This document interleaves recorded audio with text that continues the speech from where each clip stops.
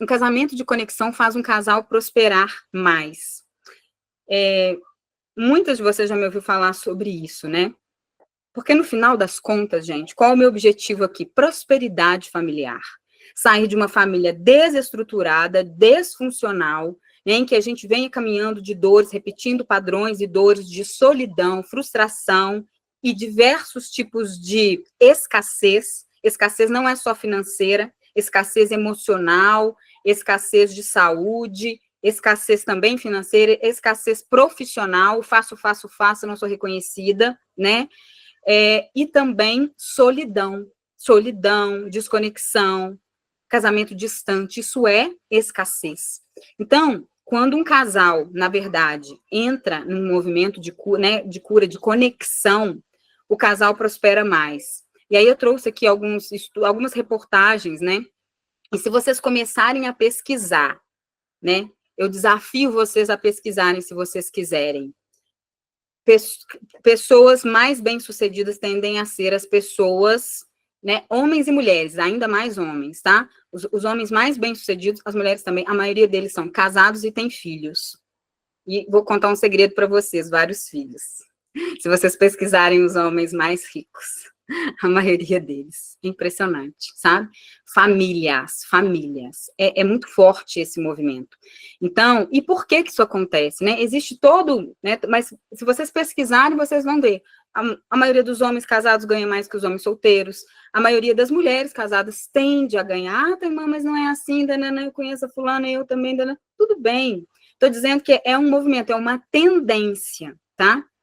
Então, por quê? Porque aqui nós temos um novo propósito, e esse propósito nos move. Os homens, especialmente, eles precisam de um foco, de um propósito. Quando eles têm um propósito, que é esse homem forte de levar a sua família, de ser, muitas vezes, o provedor da sua família, a tendência é que esse homem tenha a crescer, né? A Rosilene falou que ela só tem filho. Gente, não tem problema. Você pode prosperar. Eu só estou dizendo, e também quem não tem filhos, viu, gente? Não é sobre isso. Eu estou dizendo que é só uma observação. Mas todos nós, quando acessamos nossas curas, tá? Podemos ir e vamos muito longe. Um casamento de conexão faz o casal prosperar mais, né? Então, eu trouxe aqui uma reportagem da Exame Ciência, né? Quer ganhar mais, case-se. Aqui esse estudo mostra que homens e mulheres casados tendem, né? São números, pesquisas, são pesquisas, várias pesquisas ali mostrando isso, tá? Então, só para a gente entender. Esse é o primeiro ponto. Outra coisa, a conexão no casamento te torna uma mãe melhor.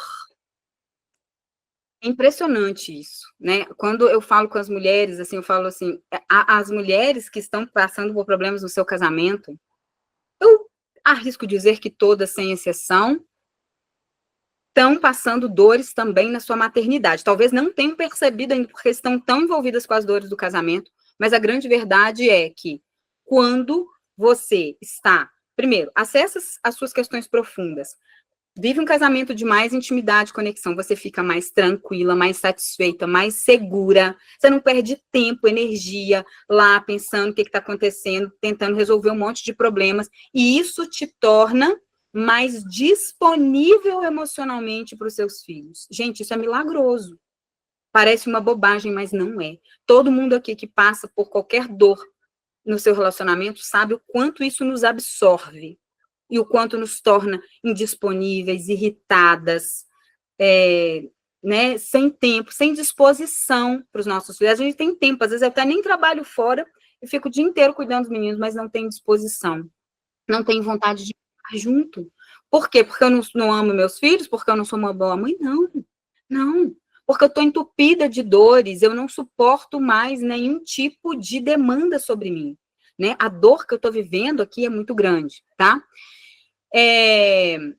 Além disso, quando você está num movimento de conexão no seu casamento, né? Você acaba passando uma imagem mais positiva do pai dos seus filhos para eles, né? E isso muda a relação dos seus filhos com o pai deles. E isso muda o sucesso dos filhos. Talvez tenha ficado confuso o jeito de dizer, mas a grande verdade é o seguinte: Nós, mães, é que liberamos ou negamos o acesso inconsciente dos nossos filhos ao pai.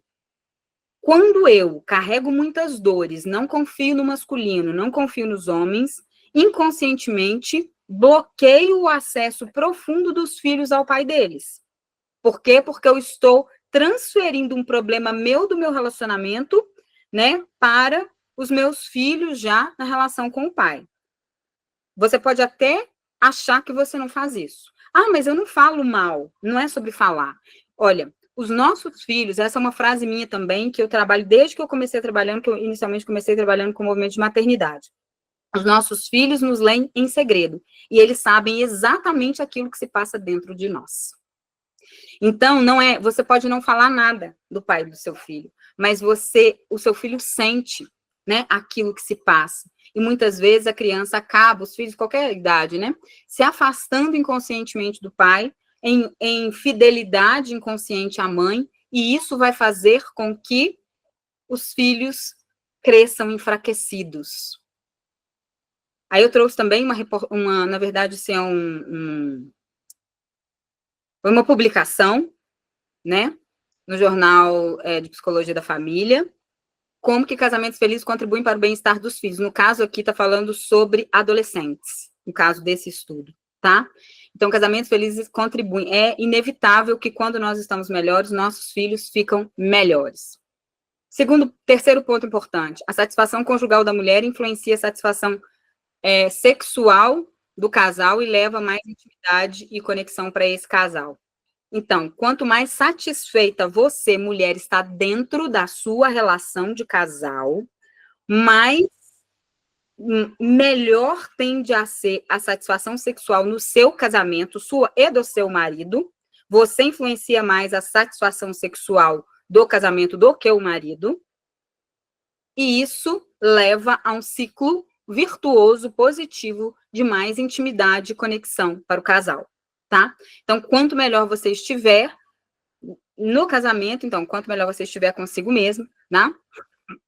Enfim. Um outro ponto. Mesmo se amando muito, muitos casais terminam o casamento por viverem desconectados e se sentirem distantes. Então, esse movimento de conexão é o caminho para evitar possíveis divórcios, né? Aí eu trouxe essa reportagem aqui também, falando que muitos casais se separam por um motivo que eles chamam ali do divórcio emocional. Então, o divórcio emocional precede o divórcio real, que é, né, que é assim, quando esse casal já está completamente afastado, que uma das principais causas depois, lá na frente do divórcio, é essa desconexão e esse afastamento, que ele chama aqui nessa reportagem de divórcio emocional, tá?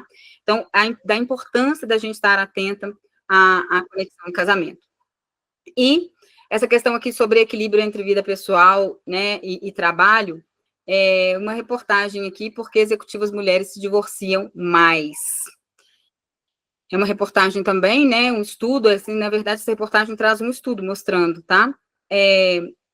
Ou ficam mais solitárias. Na verdade, é um caminho, né, que eu chamo aqui do plano secreto de solidão, mulheres fortes, extremamente focadas em carreira, em sucesso profissional. Isso não é ruim, tá? A questão é quando eu coloco isso à frente de qualquer coisa e eu coloco isso como o meu essencial, desconectada das minhas necessidades enquanto mulher, tá?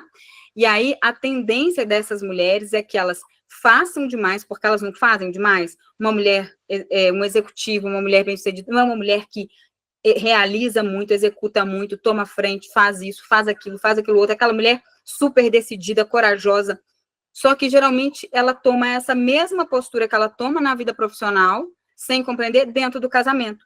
Toma frente, faz demais e vai, e não espera o tempo, e não tem paciência, e vai, e faz, e decide, e isso gera um desequilíbrio na relação de casal. E quem já me ouviu falar mais vezes sabe, o primeiro passo para os demais problemas no relacionamento, seja afastamento, divórcio, esfriamento da relação, problemas de libido no casal, é o desequilíbrio na relação de casal. Quando alguém faz demais, quando alguém assume demais a frente, quando alguém controla e comanda tudo, tá? Então, esse é um dos motivos aqui. Então, quando você pode e deve continuar muito bem sucedida lá na sua vida profissional, contanto que você acesse as curas do seu feminino e saiba desligar, né, todo aquele movimento que você faz para executar muito, e quando você esteja no seu lar, você consiga ocupar esse lugar de mulher. E também, executando muito com um masculino saudável, também aqui, você estar conectado com o seu feminino, você torna esse processo mais leve. Embora seja cansativo, exaustivo, demande muito de você, ainda assim é mais leve, compreende? Existe, então, uma grande diferença aqui. Então, não é sobre deixar de ter sucesso profissional, é sobre saber equilibrar tudo isso, tá? E transicionar no seu feminino entre agora eu estou nesse lugar, preciso usar mais essa energia, essa força, agora eu estou nesse lugar, preciso usar mais essa energia e essa força. E para finalizar, a conexão dentro da relação de casal te torna mais irresistível e atraente para o seu marido, né? O que acontece quando a gente está nesse movimento de cura do nosso feminino? Se conecta com o nosso homem a partir do nosso feminino, tá? A partir de nós mesmas, a partir da nossa essência, ocupando o meu lugar de mulher na relação e não querendo ocupar o lugar do marido, tomando frente, fazendo tudo de tudo, né? Totalmente no controle. Então, quando eu saio da cadeira do masculino na relação, né?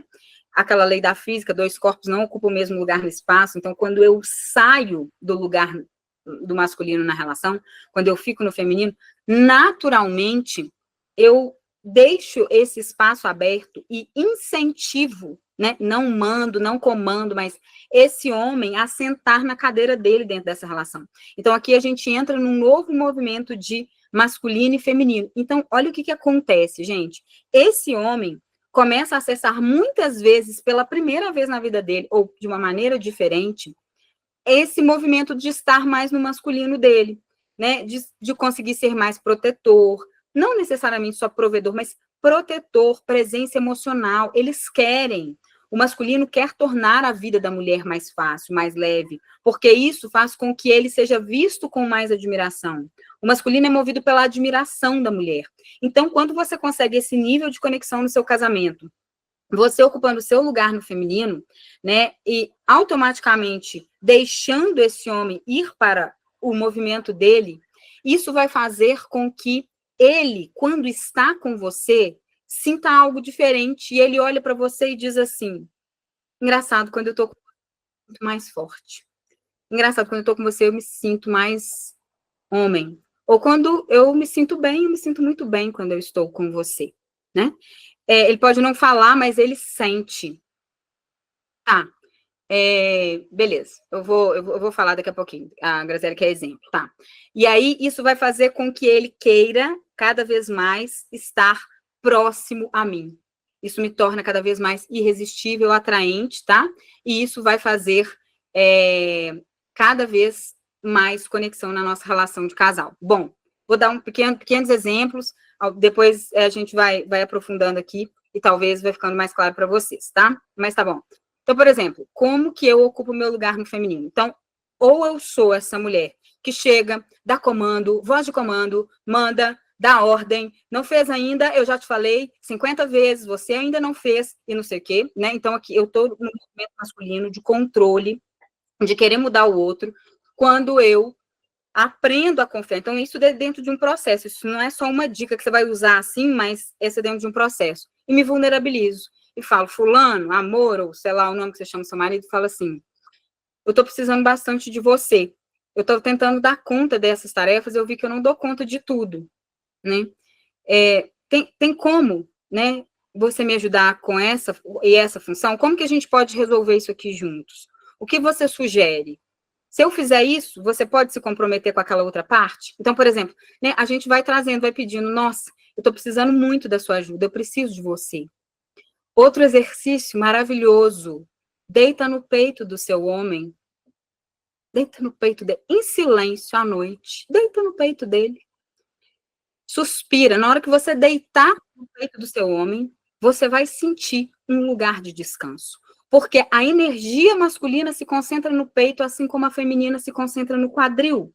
Então, na hora que você deita no peito dele, quem já fez essa experiência pode contar que é real, né? Você respira, ali você solta. Imediatamente, quando você deita no peito dele, o que ele faz? Ele te abraça. Esse é o movimento masculino. Ele quer dar proteção. Ele se sente mais fortalecido. É só que, assim, é claro que se a gente não mantiver isso no dia a dia, nas outras atitudes, né, não adianta, mas isso também ajuda esse movimento de irmos cada um para o seu lugar. Aqui eu me vulnerabilizo, é que eu tô dizendo assim, eu aceito ser protegida por você, né? E aqui, quando a gente entra nesse movimento, isso vai gerar um novo nível de conexão aqui na nossa relação de casal, tá? A Leia falou, então, que ela vive essa experiência sempre, e ela é muito forte, não é? Então, esse é um exemplo. Outro exemplo, esse de vulnerabilizar, pedir ajuda, pedir, né, mostrar o que você não está dando conta. Então, às vezes eu falo, eu vou dar um exemplo que muitas aqui talvez já ouviram, mas eu falo assim, ó, quando eu chego da rua com os 3 meninos, então tem um dia da semana, que é sexta-feira, que eu chego em casa com as 3 crianças, né? E o Sérgio já está aqui em casa. Aí, todos os dias que eu faço, né, que ele está em casa, quando eu estou chegando na garagem, antes disso já, eu chamo ele, eu ligo para ele e falo assim, amor, eu estou chegando, você pode descer para me ajudar a subir com as coisas, com os meninos? Obviamente, ele sempre vai, né? Vai, me ajuda, pega o Benício no colo, pega sacolas e tudo mais, e vai e sobe. Daí, vocês me perguntam, tá, irmã, você não consegue subir com os 3 meninos e todas as sacolas? Consigo, óbvio que eu consigo. Óbvio que eu consigo, né? Porque nos dias que ele não está em casa, por exemplo, e se eu chegar com os 3 e todas as sacolas, é óbvio que eu vou subir. Entende? Então, não é sobre não conseguir. Mas eu faço questão de pedir ajuda para ele. E ele, teve um dia que eu liguei para ele, ele não viu o telefone, ele estava mexendo na cozinha. Na hora que eu cheguei em casa com os meninos, ele falou, por que você não me ligou? Ele gosta. Ele gosta. Entendeu? Daí eu falei, eu te liguei, você não viu? Ele falou, nossa, o telefone estava aqui no meu bolso, estava muito silencioso, não vi. Né? E assim eu já vou educando as minhas crianças e as minhas meninas também. Esses dias, meu marido fez uma cirurgia de hérnia, então ele tá de repouso, né? E aí eu cheguei na sexta-feira passada com as crianças e, obviamente, subi sem ligar para ele, né? Se ele tá de repouso. A Maria Clara, minha filha de 7 anos, falou assim, mamãe, por que você não ligou pro papai para ele ajudar a gente a subir? Falei, filha, ele tá de repouso, lembra? Ela falou, é. Né?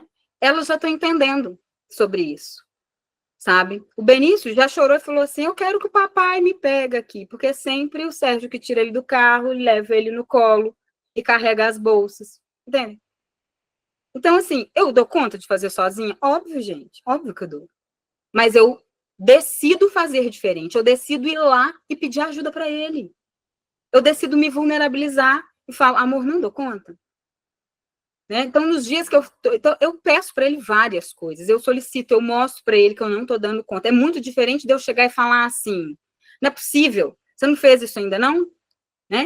Não é possível, eu já falei tantas vezes para você fazer, você ainda não fez, então isso gera desconexão. Então, quando eu me vulnerabilizo, solicito, sim, eu sempre faço tudo sozinha. Cristiane, essa é a dor da mulher do plano secreto de solidão. A dor não, essa é a dinâmica da mulher do plano secreto de solidão. Não à toa ela é sozinha. Ela faz tudo sozinha. Mas eu falo que eu já fui essa mulher. Eu já fui essa mulher do plano secreto de solidão. A gente quer que eles saibam e a gente quer que eles adivinhem. Quando eu falo sobre feminino e masculino, que não é o tema dessa aula aqui, né? Mas quando eu falo sobre isso, eu falo assim, gente, a gente tem que especificar, desenhar. Amor, faz isso. Você pode fazer isso para mim, por favor? É assim. Meu marido faz tudo que eu peço, mas porque eu peço para ele, solicito, peço por favor, agradeço quando ele faz. Falo o quanto foi importante ele ter feito aquilo para mim. É uma construção. Então, aqui eu estou no meu lugar no feminino, é uma comunicação feminina, com vulnerabilidade, porque eu não tenho medo de ser vista como fraca. Pelo contrário, né? E quanto mais eu faço isso, mais ele faz pela gente, mais ele faz pela família. E é assim, né? Isso. Mas para pedir, a Sibeli falou, eu preciso pedir mais. Mas só que pedir é diferente de exigir, né? Pedir, o que é pedir? Primeiro, para pedir, você tem que aprender a pedir. Como que se pede? Eu peço algo a alguém e aceito o que vem. Isso é pedir. Senão isso se torna uma exigência da mulher controladora, que ela diz assim, eu já falei, eu já te pedi, eu já te falei que eu não estou dando conta, que eu estou cansada. Por que você não lavou a louça ainda? E essa pia aqui cheia de louça? Né? Então, isso aqui não é um pedido. Eu já te pedi 10 vezes. Isso é um comando, isso é uma exigência. Porque se você não fizer do jeito que eu quero, na hora que eu quero, e não lavar a louça do jeito que eu gosto que lave, também não serve. Deixa que eu faço. Tão simples. E a gente complica tanto. Mas para que isso se torne algo profundo no meu coração e eu consiga colocar isso em prática no dia a dia, isso não pode ser uma dica. Isso tem que vir como resultado do processo de cura do meu feminino, em que eu me conecto com o meu feminino e aprendo a confiar no masculino. Por isso que eu sempre falo que os processos são 3 pilares: conexão com o feminino, reconciliação com o masculino e sair das dinâmicas do plano secreto de solidão, que são as dinâmicas sabotadoras. Eu faço tudo sozinha.